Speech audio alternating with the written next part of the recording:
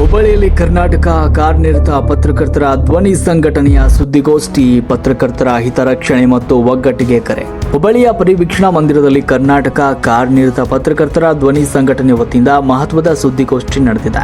ಸಂಘಟನೆಯ ಬಲವರ್ಧನೆ, ಪತ್ರಕರ್ತರ ವೃತ್ತಿಪರ ಮೌಲ್ಯಗಳ ರಕ್ಷಣೆ, ಡಿಜಿಟಲ್ ಹಾಗೂ ಮುದ್ರಣ ಮಾಧ್ಯಮದ ಸವಾಲುಗಳು ಹಾಗೂ ಮಹಿಳಾ ಪತ್ರಕರ್ತೆಯರಿಗೆ ಆತ್ಮಸ್ಥೈರ್ಯ ತುಂಬುವ ನಿಟ್ಟಿನಲ್ಲಿ ವಿವಿಧ ಜಿಲ್ಲಾ ಪದಾಧಿಕಾರಿಗಳು ಹಾಗೂ ಸದಸ್ಯರು ತಮ್ಮ ಅನಿಸಿಕೆಗಳನ್ನು ಹಂಚಿಕೊಂಡರು.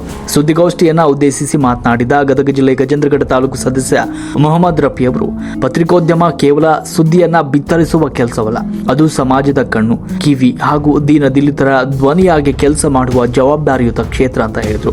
ಯಾವುದೇ ಒತ್ತಡಕ್ಕೆ ಮಣಿಯದೆ ಸತ್ಯ ಹಾಗೂ ನ್ಯಾಯದ ಪರವಾಗಿ ನಿಂತು ಪತ್ರಿಕಾ ವೃತ್ತಿಯ ಗೌರವವನ್ನ ಎತ್ತಿ ಹಿಡಿಯಬೇಕು ಅಂತ ಕರೆ ನೀಡಿದರು. ಹಾವೇರಿ ಜಿಲ್ಲಾ ಅಧ್ಯಕ್ಷರಾದ ನಾಗರಾಜ್ ಅವರು ಕೂಡ ಮಾತನಾಡಿದರು. ಇವತ್ತಿನ ಡಿಜಿಟಲ್ ಯುಗದಲ್ಲಿ ಯೂಟ್ಯೂಬ್ ಹಾಗೂ ಸಾಮಾಜಿಕ ಮಾಧ್ಯಮಗಳು ಜನರ ಧ್ವನಿಯಾಗಿ ಬೆಳೀತಾ ಇವೆ. ಪತ್ರಿಕೋದ್ಯಮದಲ್ಲಿ ಕಾರ್ಯನಿರ್ವಹಿಸ್ತಾ ಇರುವ ಪ್ರತಿಯೊಬ್ಬ ಪತ್ರಕರ್ತರ ರಕ್ಷಣೆಗೆ ಹಾಗೂ ಹಕ್ಕೊತ್ತಾಯಗಳಿಗೆ ಸಂಘಟನೆ ಸದಾ ಬೆನ್ನೆಲುಬಾಗಿ ನಿಲ್ಲಲಿದೆ ಅಂತ ಭರವಸೆ ನೀಡಿದರು. ಇದೇ ಸಂದರ್ಭದಲ್ಲಿ ಮಾತನಾಡಿದ ಮಹಿಳಾ ಪ್ರತಿನಿಧಿ, ಪತ್ರಿಕೋದ್ಯಮ ರಂಗದಲ್ಲಿ ಮಹಿಳೆಯರು ಎದುರಿಸುವ ಸವಾಲುಗಳನ್ನು ಸ್ಮರಿಸುತ್ತಾ ಸಂಘಟನೆಯು ತಮಗೆ ನೀಡಿದ ಬೆಂಬಲ ಹಾಗೂ ಮಾರ್ಗದರ್ಶನಕ್ಕೆ ಕೃತಜ್ಞತೆ ಸಲ್ಲಿಸಿದ ಮುಖಂಡರು ಈ ಸಂದರ್ಭದಲ್ಲಿ ಮಾತನಾಡಿದರು.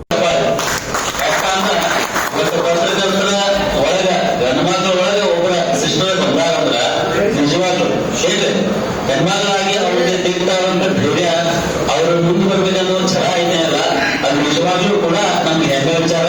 ಅದರೊಳಗ ಹೆಮ್ಮೆ ವಿಚಾರ ಏನಪ್ಪಾ ಅಂದ್ರೆ ನಮ್ಮ ಧ್ವನಿ ಸಂಘಟನೆ ಒಳಗೆ ಅವ್ರು ಬಂದ.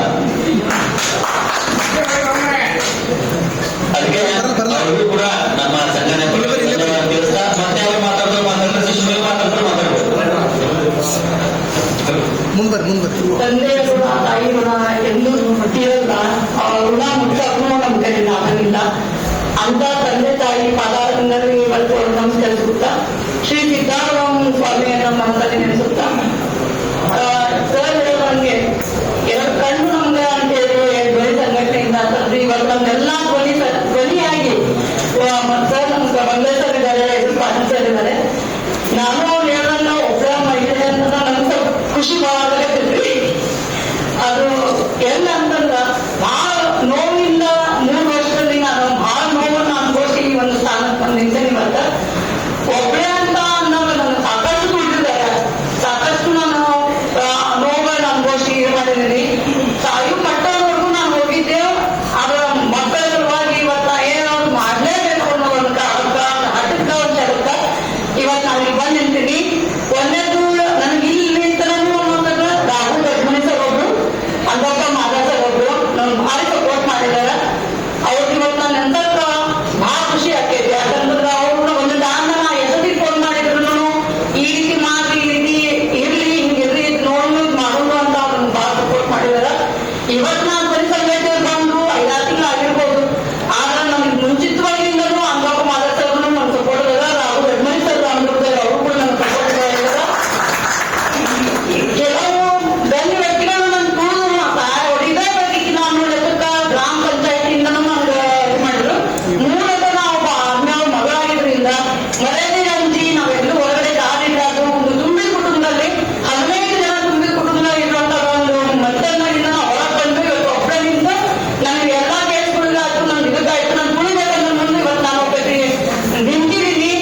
ಅದಕ್ಕೆ ಈಗ ಮತ್ತ ನಮ್ಗೆ ಏನೋ ಸಮಸ್ಯೆಗಳು ಬಂದ್ರೆ ಬಂದೇಶ್ವರ ಅವ್ರನ್ನು ನಮ್ಮ ಬೆಂಗಾವನಾಗಿ ಇರ್ತಾರ ಅಂತ ಒಂದು ನಂಬಿಕೆಯಿಂದ ಒಂದೆರಡು ಮಾತು ಮಾತಾಡಿಕ್ಕೆ ನನಗೆ ಅವಕಾಶ ಮಾಡ್ಕೊಡ್ತಾರೆ. ತಮ್ಮೆಲ್ಲರಿಗೂ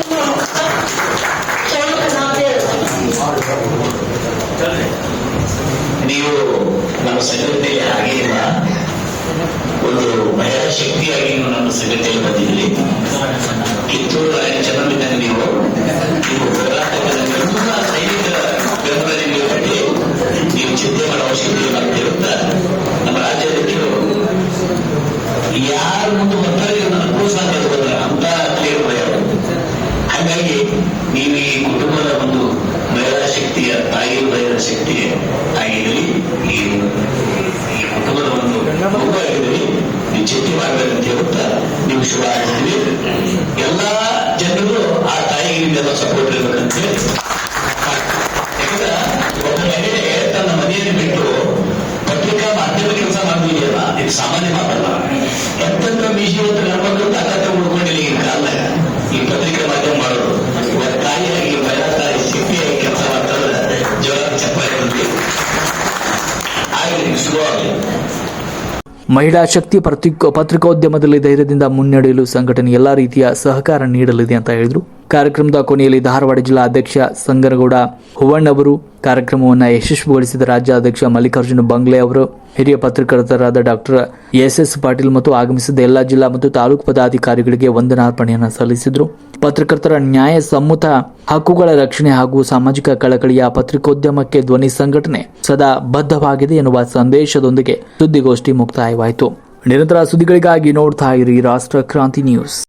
ಹುಬ್ಬಳ್ಳಿ ಸಿದ್ದಾರೂಢರನ್ನ ಹೃದಯ ಮಂದಿರದಲ್ಲಿ ಸ್ಮರಿಸಿಕೊಂಡು ಅತಿ ವಿಜೃಂಭಣೆಯಿಂದ ಈ ಕಾರ್ಯಕ್ರಮಕ್ಕೆ ಕೇಂದ್ರ ಬಿಂದುವಾಗಿ ನೆರವೇರಿಸಿದಂತ ನಿಮ್ಮೆಲ್ಲರ ಮಾರ್ಗದರ್ಶಕರು, ರಾಜ್ಯ ಅಧ್ಯಕ್ಷರು ಮಲ್ಲಿಕಾರ್ಜುನ ಬಂಗ್ಲೆ ಸರ್ ಅವರಿಗೆ ಈ ಕಾರ್ಯಕ್ರಮವನ್ನು ಯಶಸ್ವಿಗೊಳಿಸಿದ್ದಕ್ಕಾಗಿ ಅವರಿಗೆ ಹೃದಯಪೂರ್ವಕ ಅಭಿನಂದನೆಗಳನ್ನು ಸಲ್ಲಿಸುತ್ತೇನೆ. ಅದೇ ರೀತಿಯಾಗಿ ಡಾಕ್ಟರ್ ಎಸ್ ಪಾಟೀಲ್ ಸರ್ ಅವರು ಹಿರಿಯ ಪತ್ರಕರ್ತರು.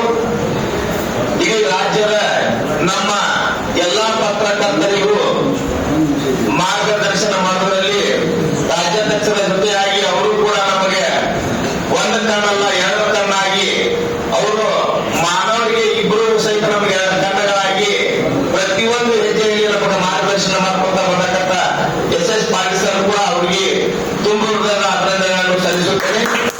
ಅದೇ ರೀತಿಯಾಗಿ ಗದಗ ಜಿಲ್ಲಾ ಅಧ್ಯಕ್ಷರು ಹಾಗೂ ಬೆಳಗಾವಿ ಜಿಲ್ಲೆ ಅಧ್ಯಕ್ಷರು, ಮುಂದೆ ಹಾವೇರಿ ಜಿಲ್ಲಾ ಅಧ್ಯಕ್ಷರು ಹಾಗೂ ರಾಮದುರ್ಗ ತಾಲೂಕಾ ಅಧ್ಯಕ್ಷರು, ಕಿತ್ತೂರು ತಾಲೂಕಾ ಅಧ್ಯಕ್ಷರು, ಅವರಿವರ ಮೇಲೆ ನವಗುಂದ ತಾಲೂಕಾ ಅಧ್ಯಕ್ಷರುಗಳು, ಮುಂದೆ ಬೇರೆ ತಾಲೂಕು ಹುಬ್ಬಳ್ಳಿ ತಾಲೂಕಾ ಅಧ್ಯಕ್ಷರು, ಮುಂದೆ ನಮ್ಮ ಜಿಲ್ಲಾ ಕಮಿಟಿಯವರು, ಧಾರವಾಡ ಜಿಲ್ಲಾ ಕಮಿಟಿ ಎಲ್ಲಾ ಪದಾಧಿಕಾರಿಗಳು, ಅವರಿವರಲ್ಲಿ ಎಲ್ಲ ನಮ್ಮ ಕರ್ನಾಟಕ ಕಾರ್ಯನಿರತ ಪತ್ರಕರ್ತರ ಧ್ವನಿ ಸಂಘಟನೆ ಎಲ್ಲಾ ಪದಾಧಿಕಾರಿಗಳಿಗೆ ತುಂಬ ಹೃದಯದ ಅಭಿನಂದನೆಗಳನ್ನು ಸಲ್ಲಿಸಿ ಈ ಕಾರ್ಯಕ್ರಮವನ್ನು ಯಶಸ್ವಿಗೊಳಿಸಿದ್ದಕ್ಕಾಗಿ ಎಲ್ಲರಿಗೂ ಕೊನೆಯದಾಗಿ ಮತ್ತೊಮ್ಮೆ ಎಲ್ಲರಿಗೂ ಹೃದಯಪೂರ್ವಕ ಅಭಿನಂದನೆಗಳನ್ನು ಸಲ್ಲಿಸಿ ಇಲ್ಲಿಗೆ ಈ ಕಾರ್ಯಕ್ರಮಕ್ಕೆ ಮುಕ್ತಾಯವನ್ನು ಹೇಳೋಣ ಅಂತೇಳಿ ನಮ್ಮದಿಂದ ಮಾತನಾಡುತ್ತೇನೆ. ಜೈ ಹಿಂದ್, ಜೈ ಕರ್ನಾಟಕ. ಇಡೀ ಸಂಘಟನೆ ಕೆಲಸ ಬರ್ತಾ ಇದ್ದೆ, ಅದು ಸ್ವಲ್ಪ ಅವ್ರಿಗೆಲ್ಲಾದ್ರೂ ನಮ್ಮ ಕೈಲಿ ಆದಷ್ಟು ಪತ್ರಿಕೆ ಕೊಡಿಸೋದು, ಪತ್ರಿಕೆ ಕೊಡಿಸಿ ಹಾಕೋದು ಅನ್ನೋ ಮಾತನ್ನು ಕೂಡ ನಾವು ಮಾತಾಡ್ತೀವಿ. ಅವಾಗ ಅವ್ರು ನಮ್ಗೆ ಹೇಳಿದ್ರೆ ಯಾರೇ ಬರಲಿ ಅವ್ರು ನೊಂದಿರ್ತಕ್ಕಂಥವ್ರು ನಮ್ಮ ಒಂದು ಸಂಘಟನೆಯಲ್ಲಿ ವೆಲ್ಕಮ್ ಇದೆ, ಹಾರ್ಟಿ ವೆಲ್ಕಮ್ ಇದೆ ಅಂತ ಹೇಳಿ ಅವ್ರು ಒಂದು ಯಾತ್ರ ಅಂದ್ರೆ ಮಾತೃ ಹೃದಯ ಒಂದು ಗುಣದವರಿದಾರ. ಅವ್ರೆಲ್ಲರಿಗೂ ಕೂಡ ಅಪ್ಪುವಂತ ಒಂದು ಸ್ವಭಾವ ಇದೆ ಅವರಲ್ಲಿ. ಆ ಒಂದು ಸ್ವಭಾವ ಅವರ ಬೆನ್ನೆಲುಬಾಗಿ ನಿಂತು ಈ ಒಂದು ಸಂಘಟನೆ ಇಷ್ಟೊಂದು ಉನ್ನತ ಮಟ್ಟಕ್ಕೆ ಬೆಳಲಿಕ್ಕೆ ಸಾಧ್ಯ ಇದೆ ಅಂತ ಈ ಒಂದು ಸಂದರ್ಭದಲ್ಲಿ ಹೇಳ್ತಾ ಇದ್ದೇನೆ. ಇನ್ನೊಂದು ಹೇಳ್ಬೇಕಂದ್ರೆ ಈಗ ನಕಲಿ ಮತ್ತೆ ಅಸಲಿ ಅಂತಂದ್ರೆ ಬಹಳಷ್ಟು ಮಾತಾಡ್ತಾ ಇದ್ರಿ. ನಕಲಿ ಅಂತ ಅಸಲಿ ಅಂತ ಬರಂಗಿಲ್ಲ ಬೆಟರ್. ಯಾಕಪ್ಪ ಅಂದ್ರೆ ಈಗ ನಾವು ನೋಟನ್ನ ನೋಡ್ಬೋದು, ಅಸಲಿ ನೋಟು ಕೋಟಾ ನೋಟ್ ಅಂತಂದ್ರೆ, ಆಮೇಲೆ ಈಗ ಅದನ್ನ ಕಂಡಿಡಿಕೊಂಡು ಮಷೀನ್ ಅಂತ ಇರ್ತೈತಿ. ಮತ್ತು ಇವ್ರು ನಕಲಿ ಪತ್ರಕರ್ತ ಅಸಲಿ ಪತ್ರಕರ್ತ ಕಂಡಿಡಿಯಕ್ಕೆ ಏನು ಮಾಡೋದಂದ್ರೆ ನಾವು ಯಾರಾದ್ರೂ ಗೊತ್ತಿದ್ರೆ ಹೇಳ್ರಿ, ನಕಲಿ ಅಸಲಿ ಅನ್ನೋ ಮ್ಯಾಟರ್ ಬರಂಗಿಲ್ಲ. ಯಾಕಂದ್ರೆ ವಿದ್ಯಾಭ್ಯಾಸದ ಮೇಲೆ ಅವರು ಮಾನದಂಡ ಇಟ್ಕೊಂಡು ಮಾಡಿದ್ರೆ ಆ ಒಂದು ಸಂಘಟನೆಯಲ್ಲಿ ಅತ್ಯಂತ ಫೇಲ್ ಆಗಿರ್ತಕ್ಕಂಥವ್ರು ಕೂಡ ನಾ ತೋರಿಸ್ತೇನೆ. ಅತ್ಯಂತ ಫೇಲ್ ಆಗಿರ್ತಕ್ಕಂಥವ್ರು ಕೂಡ ಆ ಒಂದು ಸಂಘಟನೆಯಲ್ಲಿ ಕೆಲಸ ಮಾಡ್ತಾ ಇದಾರ. ಪತ್ರಿಕೆಯನ್ನ ಹಾಕ್ತಕ್ಕಂಥವ್ರು ಕೂಡ ಆ ಒಂದು ಸಂಘಟನೆಯಲ್ಲಿ ಕೆಲಸ ಮಾಡ್ತಾ ಇದಾರ. ಮತ್ತೆ ಸ್ಟೇಟ್ ಪತ್ರಿಕೆಯವರು ಕೂಡ ಕೆಲಸ ಮಾಡ್ತಾ ಇದ್ದಾರೆ. ಅಧಿಕಾರಿಕ ಪತ್ರಿಕಾ ವರದಿಗಾರರಲ್ಲಿ ಕೆಲಸ ಮಾಡ್ತಾ ಇದ್ದಾರೆ. ಈಗ ನೀವೇ ಹೋಗಿ ಅವ್ರ 50 ಪೇಪರ್ ಸರ್ಕ್ಯುಲೇಷನ್ ಕೊಡ್ತಾರ, ನಾವು 25 ಪೇಪರ್ ಎಕ್ಸ್ಟ್ರಾ ಹಾಕ್ತಾರಂದ್ರೆ ನಿನ್ನ ಕೊಡ್ತಾರ. ಪ್ರಜಾವಾಣಿ ತೋರಿ, ಸಾಹಿತ್ಯ ಕರ್ನಾಟಕ ತೋರಿ, ಕನ್ನಡ ಪ್ರಭಾ ತೋರಿ, ವಿಜಯ ಕರ್ನಾಟಕ, ವಿಜಯವಾಣಿ, ಎಕ್ಸ್ಟ್ರಾ ಯಾವುದೇ ಒಂದಲ್ಲಿ ಆ ಒಂದು ಪತ್ರಿಕೆಯ ಸರ್ಕ್ಯುಲೇಷನ್ ಹೆಚ್ಚಿಗೆ ಮಾಡಿ ಕೊಡ್ತಾರ, ನಿಮ್ಗೆ ಕೊಡ್ತಾರ. ಅವ್ರು ಏನ್ ಮಾಡ್ಕೊಂಡಿದಾರ ಅಂದ್ರೆ ಈಗ ನೋಡ್ರಿ, ಗೌರ್ಮೆಂಟ್ ಯಾವ ಸೀಲ್ ಕಳಿಸಿಲ್ಲ, ನೀವೇ ಅಸಲಿ ನಕಲಿ ಅಂತಂದ್ರೆ ಅದರಲ್ಲಿ ಅವ್ರಿಗೆ ಬಂದಿರ್ತಕ್ಕಂಥ ಮನೋಭಾವವನ್ನ ನಾವು ಕೊಡಲಾಗ್ತಾ ಇರೋ ಕೆಲಸವನ್ನ ನಾವು ಈ ದಿನ ಮಾಡಬೇಕಾಗಿದೆ. ಆಮೇಲೆ ಯೂಟ್ಯೂಬ್ ಅಂತ ಬರ್ತೇವೆ. ಯೂಟ್ಯೂಬ್ ಅಲ್ಲಿ ಎಲ್ಲ ಬರ್ತಾವ ಫ್ರೀಡಮ್ ಆಫ್ ಸ್ಪೀಚ್, ಎಲ್ಲರಿಗೂ ಮೂಲಭೂತ ಹಕ್ಕುಗಳು ಗೊತ್ತಿದಾವೆ. ಮಾತನಾಡೋ ಹಕ್ಕು ಎಲ್ಲರಿಗೂ ಗೊತ್ತೈತಿ. ಮಾತನಾಡೋ ಹಕ್ಕು ನಾವು ಬಾಯಿಂದ ಬಾಯಿ ಮಾತಾಡೋದು ಅದೊಂದು ಪ್ಲಾಟ್ಫಾರ್ಮ್, ಅದು ವೇದಿಕೆ. ಯೂಟ್ಯೂಬ್ ಅನ್ನೋದು ಒಂದು ವೇದಿಕೆ ಮುಖಾಂತರ ನಾವು ಜನರು ರೀಚ್ ಆಗ್ತಕ್ಕಂಥ ಒಂದು ಪ್ಲಾಟ್ಫಾರ್ಮ್. ಆ ಒಂದು ಪ್ಲಾಟ್ಫಾರ್ಮ್ ನಾವು ಮಾತಾಡ್ತಾ ಇರ್ತೀವಿ, ಸತ್ಯವನ್ನು ಹೊರಗೆ ಹಾಕ್ತಾ ಇರ್ತೀವಿ. ಧರ್ಮಸ್ಥಳ ಪ್ರಕಾರವನ್ನು ಸಮೀರ್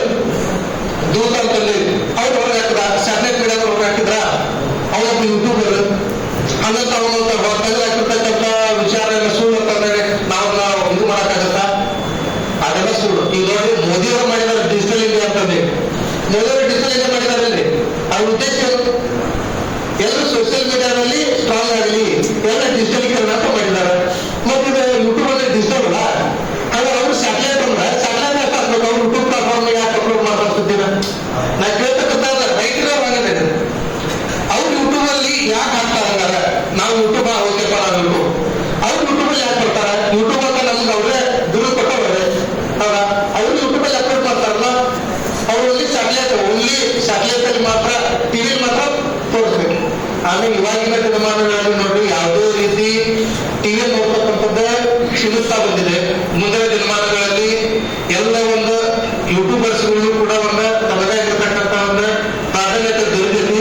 ಆಮೇಲೆ ಯಾರು ಕೂಡ ಎದೆಗುಂದದೆ ನಮ್ಮ ಹಿಂದೆ ರಾಜ್ಯಾಧ್ಯಕ್ಷರಾಗಿರ್ಬೋದು, ರಾಜ್ಯ ಉಪಾಧ್ಯಕ್ಷರಾಗಿರ್ಬೋದು, ಆಮೇಲೆ ಅನೇಕ ನಮ್ಮ ಒಂದು ಧ್ವನಿ ಸಂಘಟನೆ ಎಲ್ಲ ಪ್ರತಿಯೊಬ್ಬ ಕಾರ್ಯಕರ್ತರು ಕೂಡ ನಮ್ಮ ಬೆನ್ನೆಲುಬಾಗಿದ್ದಾರ. ನಾವು ಮಾಡ್ತಕ್ಕಂಥ ಒಳ್ಳೆಯದು ಕೆಟ್ಟದ್ದು ನಮ್ಮನ್ನ ಬೆನ್ನೆಲುಬಾಗಿ ನಿಂತ ನಮ್ಮನ್ನ ಪ್ರತಿನಿತ್ಯ ಕಾಯ್ತಾ ಇರ್ತದೆ ಅಂತ ಈ ಮೂಲಕ ಹೇಳಿ ನಾನು ಮಾತು ಹೇಳಿ ಮುಗಿಸ್ತೇನೆ. ಹಾಗಾಗಿ ಜಿಲ್ಲಾ ಅಧ್ಯಕ್ಷರಿಗೆ ಧನ್ಯವಾದಗಳು. ಮತ್ತು ಇಲ್ಲಿ ಗಣ್ಯರು ಹಾಗೂ ಎಲ್ಲರಿಗೂ ನನ್ನ ನಮಸ್ಕಾರಗಳು. ಇನ್ನು ನಮ್ಮೆಲ್ಲರೂ ಇಂದು ನಾವೆಲ್ಲರೂ ಒಂದೇ ವೇದಿಕೆಯಲ್ಲಿ ನೋಡುತ್ತಿರುವುದು ಸಂತೋಷದ ವಿಷಯ. ಪತ್ರಿಕೋದ್ಯಮ ಅನ್ನೋದು ಕೇವಲ ಸುದ್ದಿ ನೀಡುವ ಕೆಲಸವಲ್ಲ, ಸಮಾಜದ ಸಮಸ್ಯೆಗಳಿಗೆ ಧ್ವನಿಯಾಗುವ ಜವಾಬ್ದಾರಿಯ ಕೆಲಸ. ನಾವು ಸತ್ಯ ಮತ್ತು ನ್ಯಾಯದ ಪರವಾಗಿ ನಿಂತಾಗ ಮಾತ್ರ ನಮ್ಮ ವೃತ್ತಿಗೆ ನಿಜವಾದ ಗೌರವ ಸಿಗುತ್ತದೆ. ಪತ್ರಿಕೋದ್ಯಮದ ಕೆಲಸವನ್ನು ಸುಲಭದ ಸಮಯದ ಮಿತಿ, ಒತ್ತಡ, ಕೆಲವೊಮ್ಮೆ ವಿರೋಧ ಇವೆಲ್ಲದರ ನಡುವೆ ಪತ್ರಕರ್ತರ ಸುದ್ದು ಸತ್ಯಾಸತ್ಯತೆಯನ್ನು ಪರಿಶೀಲಿಸಿ ಜನರ ಮುಂದೆ ಇಡಬೇಕಾಗುತ್ತದೆ. ಒಬ್ಬ ಒಳ್ಳೆಯ ಪತ್ರಕರ್ತನಿಗೆ ಧೈರ್ಯ, ಪ್ರಾಮಾಣಿಕತೆ ಮತ್ತು ನಿಷ್ಪಕ್ಷಪಾತ ಮನೋಭಾವ ಬಹಳ ಮುಖ್ಯ. ಯಾರ ಪರವೂ ಅಲ್ಲ ಸತ್ಯದ ಪರವಾಗಿ ನಿಲ್ಲುವುದು ಪತ್ರಕರ್ತನ ನಿಜವಾದ ಶಕ್ತಿ. ಸತ್ಯವನ್ನು ಹುಡುಕಿ ಜನರ ಸಮಸ್ಯೆಗಳನ್ನು ಸಮಾಜದ ಮುಂದೆ ತರುವ ಕೆಲಸದಲ್ಲಿ ಪತ್ರಕರ್ತರು ಎದುರಿಸುವ ಸವಾಲುಗಳು ಸಾಕಷ್ಟಿವೆ. ಆದರೆ ಆ ಸವಾಲುಗಳನ್ನು ನಡೆಯುವ ಸತ್ಯದ ಪರವಾಗಿ ನಿಲ್ಲುವ ತೃಪ್ತಿ ಈ ವೃತ್ತಿಗೆ ದೊಡ್ಡ ಶಕ್ತಿ. ಪತ್ರಕರ್ತರು ಎಂಬುದು ಕೇವಲ ಒಂದು ವೃತ್ತಿ ಅಲ್ಲ, ಪತ್ರಕರ್ತರು ಸಮಾಜದ ಕಣ್ಣು, ಕಿವಿ ಮತ್ತು ಧ್ವನಿಯಾಗಿದ್ದಾರೆ. ಸಾಮಾನ್ಯ ಜನರ ಸಮಸ್ಯೆಗಳನ್ನು ಅಧಿಕಾರಿಗಳ ಗಮನಕ್ಕೆ ತಂದು ಸಮಾಜದಲ್ಲಿ ನಡೆಯುವ ಒಳ್ಳೆಯ ಮತ್ತು ಕೆಟ್ಟ ವಿಚಾರಗಳನ್ನು ಜನರಿಗೆ ತಿಳಿಸುವ ಮಹತ್ವದ ಜವಾಬ್ದಾರಿ ಪತ್ರಕರ್ತರ ಮೇಲಿದೆ. ನಾವು ಪತ್ರಕರ್ತರು ಒಗ್ಗಟ್ಟಾಗಿದ್ದಾಗ ನಮ್ಮ ಧ್ವನಿ ಇನ್ನಷ್ಟು ಬಲವಾಗುತ್ತದೆ. ನಮ್ಮ ವ್ಯಕ್ತಿಯ ಗೌರವವನ್ನು ಕಾಪಾಡುವುದರ ಜೊತೆಗೆ ಪರಸ್ಪರ ಸಹಕಾರ, ಸಹಾಯ ಮತ್ತು ಗೌರವದಿಂದ ಮುಂದೆ ಸಾಗಬೇಕು. ಪತ್ರಕರ್ತರ ಸಂಘಟನೆಯಲ್ಲಿ ಕೇವಲ ಒಂದು ಸಂಘದ ಹೆಸರು ಅಥವಾ ಒಂದು ಹುದ್ದೆ ಅಲ್ಲ, ಅದು ನಮ್ಮೆಲ್ಲರ ಜವಾಬ್ದಾರಿ ಮತ್ತು ಒಗ್ಗಟ್ಟಿನ ಸಂಕೇತ. ಯಾರಿಗಾದರೂ ಕಷ್ಟ ಬಂದಾಗ ಅದು ಅವರ ಜೊತೆ ನಿಲ್ಲುವುದು, ಹೊಸ ಪತ್ರಕರ್ತರಿಗೆ ಮಾರ್ಗದರ್ಶನ ನೀಡುವುದು ಮತ್ತು ಪತ್ರಕರ್ತರನ್ನು ಅವರ ಗೌರವಕ್ಕಾಗಿ ಒಟ್ಟಾಗಿ ಕೆಲಸ ಮಾಡುವುದು ನಮ್ಮ ಕರ್ತವ್ಯ. ನಮ್ಮ ಸಂಘಟನೆಯ ಪತ್ರಿಕೆಯನ್ನು ಸದಸ್ಯರು ಪತ್ರಕರ್ತರಾಗಿ ನಮ್ಮ ವ್ಯಕ್ತಿಯ ಘನತೆಯನ್ನು ಕಾಪಾಡುವ ಜವಾಬ್ದಾರಿ ಹೊಂದಿದ್ದಾರೆ. ಸುದ್ದಿ ಪ್ರಕಟಿಸುವ ಮೊದಲು ಸತ್ಯಾಸತ್ಯತೆಯನ್ನು ಪರಿಶೀಲಿಸೋಣ. ವೈಯಕ್ತಿಕ ಭಿನ್ನಾಭಿಪ್ರಾಯಗಳನ್ನು ಬದಿಗಿಟ್ಟು ಸಂಘಟನೆಯನ್ನು ಒಗ್ಗಟ್ಟನ್ನು ಕಾಪಾಡೋಣ. ಹಿರಿಯರು ಅನುಭವವನ್ನು ಗೌರವಿಸಿ ಹಿರಿಯರು ಹೊಸ ಆಲೋಚನೆಗಳ ಪ್ರೋತ್ಸಾಹ ನೀಡೋಣ. ಯಾವುದೇ ಒತ್ತಡಕ್ಕೆ ಒಳಗಾಗದೆ ಜನರ ಸಮಸ್ಯೆಗಳಿಗೆ ಪ್ರಾಮಾಣಿಕವಾಗಿ ಧ್ವನಿಯಾಗೋಣ. ನಮ್ಮ ಸಂಘಟನೆಯ ಶಕ್ತಿ ನಮ್ಮ ಒಗ್ಗಟ್ಟಿನ ಮತ್ತು ನಮ್ಮ ವೃತ್ತಿಪರ ನಡವಳಿಕೆಯಲ್ಲಿ ಇದೆ. ಒಗ್ಗಟ್ಟಿನಲ್ಲಿ ಸದಸ್ಯರನ್ನು ನಿಯಂತ್ರಿಸುವುದಕ್ಕಿಂತ ಸಮಸ್ಯೆಗಳನ್ನು ಪರಿಹರಿಸುವುದು ಎಂಬ ಉದ್ದೇಶದಿಂದ ಸಲಹೆ ನೀಡಿದರೆ ಸಂಘಟನೆ ಉತ್ತಮ ವಾತಾವರಣ ನಿರ್ಮಾಣವಾಗುತ್ತದೆ. ನಮ್ಮ ಸಮಾಜಕ್ಕೆ ದಾರಿ ತೋರಿದ ನಮ್ಮ ಸತ್ಯಕ್ಕೆ ಧ್ವನಿಯಾಗಿ ಎಲ್ಲರೂ ಸಹಕಾರವನ್ನು ನಮ್ಮ ಪತ್ರಕರ್ತರ ಸಂಘಟನೆ ಇನ್ನಷ್ಟು ಬಲಿಷ್ಠವಾಗಿ ತಕ್ಕೊಂಡ ಬೆಳೆಸೋಣ ಎಂದು ಹೇಳಿ ಧನ್ಯವಾದಗಳನ್ನು. ಜೈ ಹಿಂದ್, ಜೈ ಕರ್ನಾಟಕ. ಜೀವನದಲ್ಲಿ ನಮ್ಮ ಬೆದರಿಕೆ ಇವತ್ತು ತಮ್ಮೆಲ್ಲರೂ ಒಂದು ಮಾತು ಕೊಡ್ತಾ ಇದೆ. ಸೆಪ್ಟೆಂಬರ್ 4ಕ್ಕೆ ಅವತ್ತು ಶ್ರೀಕೃಷ್ಣ ಜನ್ಮಾಷ್ಟಮಿ. ಅವತ್ತು ನನಗೆ 60ನೇ ವರ್ಷದ ಹುಟ್ಟುಹಬ್ಬ. ಎಷ್ಟು ವರ್ಷ ಬದುಕಿರ್ತೋ ಗೊತ್ತಿಲ್ಲ, ಎಷ್ಟಿದ್ದಾರೇನು ಇಲ್ಲದಿದ್ದಾರೇನು. ದೇವರು ಹಾಜರಾತಿ ಕೂಗಿದ ತಕ್ಷಣ ಎಲ್ಲರನ್ನು ಬಿಟ್ಟು ಹೋಗಲೇ